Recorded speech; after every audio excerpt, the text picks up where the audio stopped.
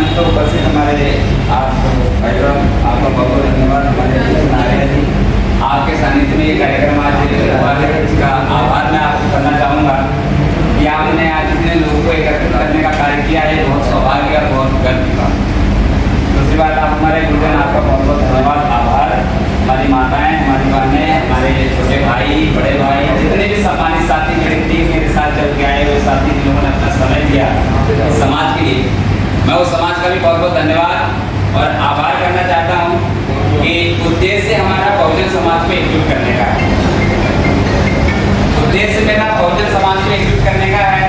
जैसा कि मेरे भाई ने कहा कि बीमारी के एक भी साथी नहीं पहुँचे हैं, कुछ कारण रहा है, कल किसी प्रोग्राम से आए हुए हैं, लेकिन फिर भी मैंने कहा कि कोई नहीं, थोड़ा सा आप लोग आराम कर लीजिएगा, कुछ लोग की तबीयत खराब हो गई थी, गए हुए थे और कुछ लोग हरिद्वार गए हुए थे क्योंकि हमारे राष्ट्रीय अध्यक्ष आदरणीय चंद्रशेखर जी वहाँ पहुँचे थे किसी आंदोलन को लेकर के। मैं स्वयं भी नहीं जा पाया क्योंकि मैं कल खुद किसी कार्यक्रम में हमारे एक अनुसूचित जाति के साथ उत्पीड़न हुआ था, मैं वहाँ पहुँचा था। आप जितने भी साथी होंगे वो वीडियो देख लेंगे कि मेरे देश के जो भी सारी वीडियोज़ हैं, गतिविधियाँ हैं, आप उसे जाकर सर्च कर सकते हैं। देखते रहेंगे आप तो आपको पता लगेगा कि हम कहाँ कहाँ रहते हैं। आज मेरे 3 कार्यक्रम जसपुर में, काशीपुर में, बाजपुर में, गदरपुर में ये मेरे लगे हुए हैं। ये पहला कार्यक्रम आपका यहाँ का है, तो इस सारा कार्यक्रम का श्रेय मैं अपने बड़े भाई दीपचंद आर्य जी को दूंगा, क्योंकि हमारे समाज में आप लोगों ने भीम आर्मी के कार्यक्रम में पार्टी संगठन में जोड़ने का आप लोगों ने जो प्लान बनाया है वो अति सराहनीय और सम्मान। मैं किस क्षत्रिय को ललकारूं, किस वैश्य को कहूं और किस जमात को गाली दूं, जो कि सारे लक्षण तो मेरे अंदर हैं। दिमाग से पढ़ रखा है, मेरा बुद्धि है, मैं ब्राह्मण हूँ।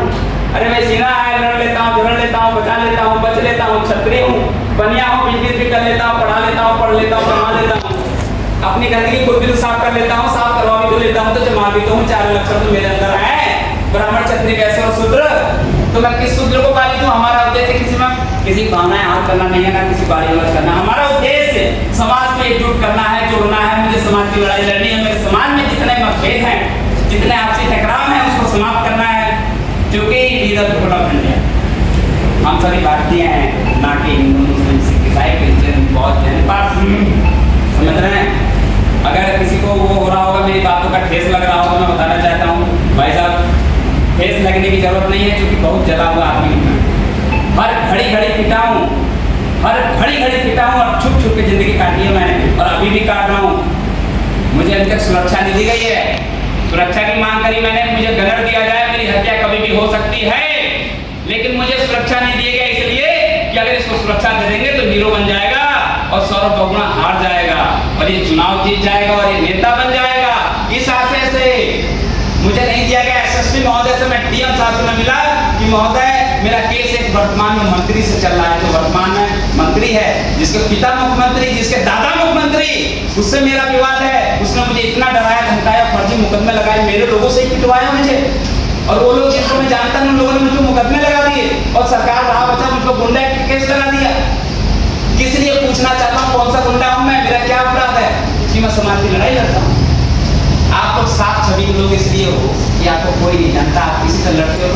अगर किसी ने आपको गाली दी तो उसका पाँव पकड़ के वापस चले जाते हो, इसलिए आप लोग न्यूट्रल लोग।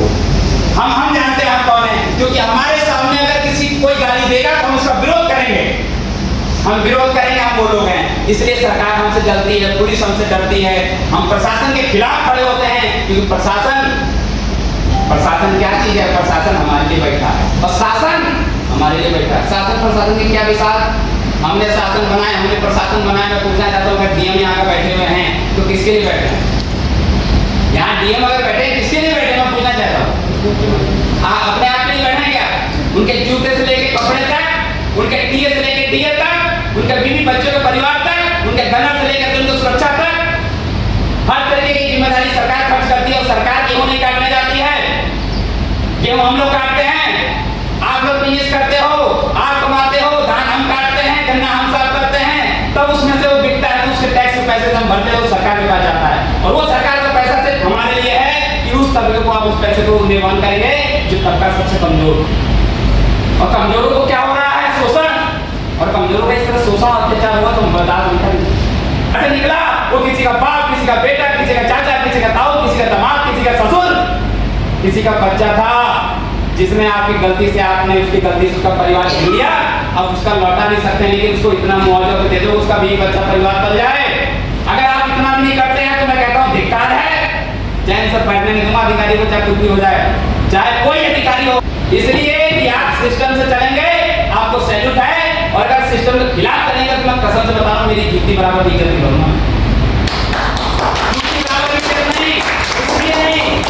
हमारी दिक्कत हमको ना हो, इसलिए नेता मंत्री तंत्री सिस्टम बनाए गए गुरुदेव।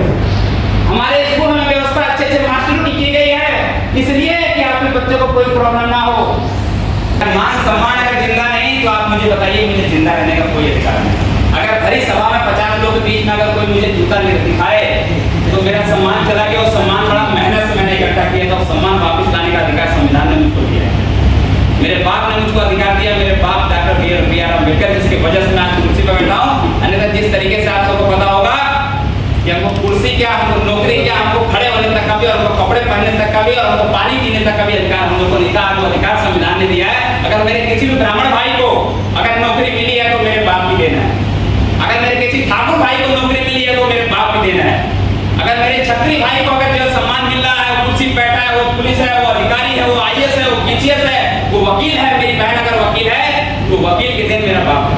क्योंकि मेरे बाप ने कहा कि देश में जो भी रहेगा वो एक समान रहेगा, देश में एक कानून, एक व्यवस्था, एक शिक्षा, एक अधिकार होना चाहिए। जिस अधिकार की बदौलत आज मैं कुर्सी पे बोल रहा हूँ। और अगर मेरी बहन, मेरी माताएं, मेरे भाई, मेरे चाचा, मेरे ताऊ, मेरे बुजुर्ग अगर संविधान से बढ़ करके आज अगर कुर्सी पे, संविधान के पद से अगर कुर्सी में बैठे हैं तो उनको भी उनका सम्मान करना चाहिए।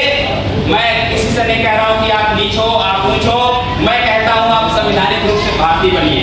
क्योंकि संविधान के प्रथम पृष्ठ पर प्रस्तावना में लिखा गया we the people of India, हम सब भारतीय हैं, ना कि हिंदू, मुस्लिम, सिख, ईसाई, क्रिश्चियन, जैन, बौद्ध, पारसी नहीं है। हमको बांटा जा रहा है, हमको राजनीतिक दबाव डालकर हमको उकसाया जा रहा है कि पड़ोसी जो है चमार है, बगल वाला सोण है, अगल वाला आर्या है, उससे वाला जो पासवान है, उससे वाला क्षत्रिय है। ये किसने सिखाया? ये नेताओं ने सिखाया हमको फूट डाल करके जो हमको बर्बाद करने के लिए। मैं आप सभी से कहना चाहता हूँ कि मैं जिलाध्यक्ष हूँ, मेरी जिम्मेदारी है आपकी सुरक्षा। और आप 2 बजे रात में कहीं मैं आऊँगा, मैं गरीब जरूर हूँ, मैं गरीब तबके से हूँ। मैं 1.5 महीने से 150 दिन से 18 जनवरी से धरने पर बैठा हूँ। मैं नगर पालिका परिषद सितारगंज में अब इन मांगों के लिए, उसी विवाद के लिए बैठा हूँ कि मुझे मेरे लोगों को आवास मिले। आवास नहीं, मुझे मेरे लोगों को मालिकाना हक मिले। हम 65 साल से लौका कोठा में बसे हैं, 10,000 की आबादी है, और वहाँ जो है आवास की सुविधा हमारे पास नहीं है। ये LI की टीम आई है, इंटरजेक्ट, ये जरा कौन है?